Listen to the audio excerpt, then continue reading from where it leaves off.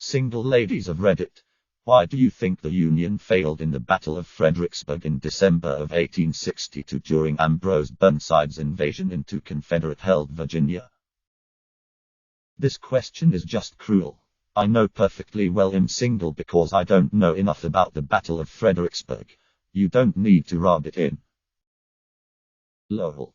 I've read that the defeat is generally, no pun intended, chalked up to Burnside's indecision and miscommunication concerning the ferocity of the attack. Edit. I better get a husband out of this. Edit 2. I had 18 Reddit karma before today and 0 men interested in dating me. This has been quite a reversal of fortune. Edit 3. If I get a husband out of this, you guys are all invited to the wedding in Fredericksburg. This question haunts me because I can't seem to muster any interest in military history, and I know that's why I'm still single. Women my age are supposed to be obsessed with General Sherman or taking quizzes to tell which side of the Mason-Dixon line they're on or reading Ambrose Bierce. I'm just not that emotionally mature yet. If I'm not mistaken, the Confederacy had higher ground, and after previously failing to invade some of the North, they gained equipment. Damn it. A question I had a killer answer for, and I'm married. They didn't believe in themselves enough. If you'd asked this question 8 years ago, I would have proposed to you on the spot. I confused some of the year's battles, but wasn't it because Burnside waited so long for his pontoon bridges that the two armies basically sat and stared at each other across the Rappahannock for weeks? Like so close that they played card games together and exchanged cigarettes and food. Then when the pontoons finally did arrive, they took forever to build, and the Confederates just basically sat there and waited for them to get halfway across the 50 river and were like, not today fam. Also, I'm not kidding about my first line. Who else owns this book? https://i.imgur.com/c2e over5.jpg, and was one of the only women and the only under 30 person on the walking reenactment of the battle from the Irish Brigade's route. If you were trying to make a really obscure question popular on this sub, well, then I think you have succeeded. Lee and the army occupied strategic ground. The Union Army needed to use assault boats and build a pontoon bridge.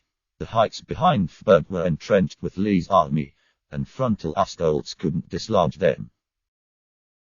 I'm a single Australian lady and have limited knowledge of American war history, but if I were to guess, I'd say it was because Virginia was full of virgins and therefore had more trebuchets. Just because I'm married doesn't mean I don't have an opinion on this highly relevant and pressing subject. This is discrimination and I will not stand for it. Full frontal infantry attacks on entrenched defenders. Burnside was using 18th century tactics in what was the predecessor of 20th century warfare.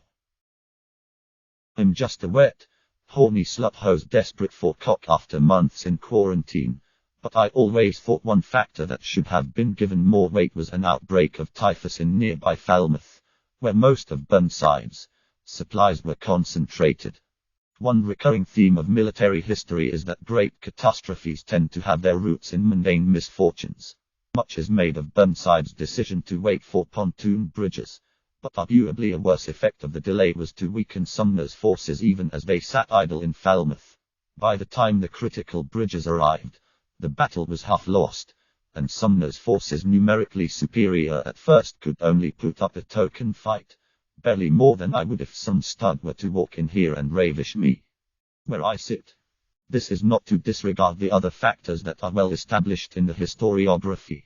Of course. Did I mention him by curious? Maybe you have a friend you could bring along on our date. But the outbreak of camp fever in Falmouth surely deserves some consideration. Mail here. I'm so sick of never hearing a man's perspective on this topic. Can't really know for sure, but I suspect the Union soldiers were making the rookie mistake of wearing stilettos when clearly half heels were more practical in that muddy field. Silly bitches. Wow. I am a single lady of Reddit, but I realized I know nothing about this battle. Sighs while thinking this is probably why I'm single. Fun fact. Ambrose Burnside was known to sport some pretty impressive whiskers along the sides of his face and actually popularized the term sideburns. So single ladies have read it. He was probably available at the time. Also, it was probably because of this. Greater than. Unfortunately for Burnside, the section of the Rappahannock near Falmouth was too deep to ford, so he was forced to wait for pontoon bridges to arrive in order to cross the river. Due to a miscommunication between Burnside and Henry Halleck, General-in-Chief of all Union armies, the pontoons were delayed in arriving, and James Longstreet's Confederate Corps had ample time to occupy a strong position on Mary's Heights in Fredericksburg. On December 11, as Burnside crossed the Rappahannock with more than 120,000 Union troops, Lee offered only a token resistance in order to give Stonewall Jackson's corps time to connect with Longstreet's, stretching out the Confederate line by some 3 miles. Listen, buddy, my APUSH test was yesterday. I am no longer legally required to remember anything. If I had a goal to give, I'd give it for this question. Bravo op. And #XB. Edit. My first gold. D. Thank you. Bitch did not have enough uniqueness, nerve, charisma or talent. They didn't have the higher ground, obviously. Obligatory not a single lady, but I know a couple single ladies.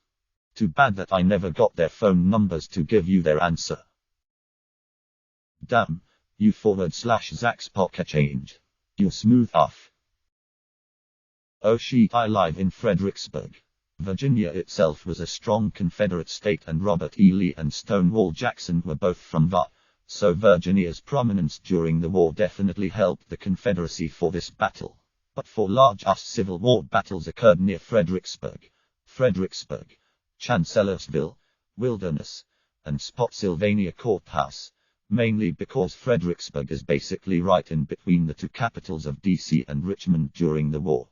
Edit. Love the replies and seeing fellow Fredericksburgers here. r/oddly specific. r/e I'm very random.